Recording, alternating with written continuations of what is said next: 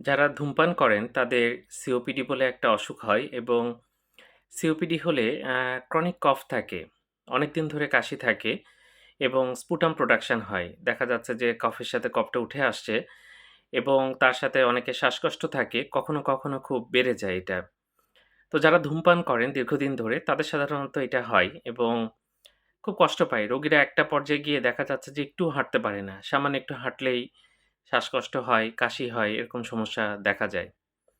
তো যাই হোক এটার খুব ভালো চিকিৎসা আছে। আপনারা ইনহেলার নিবেন এবং কিছু ট্যাবলেট থাকে যেগুলো খেয়ে যেতে হয়। এগুলো বন্ধ করা যায় না এবং ইনহেলার যদি সঠিকভাবে টানতে পারেন, তাহলে কিন্তু আপনারা অনেক ভালো থাকবেন।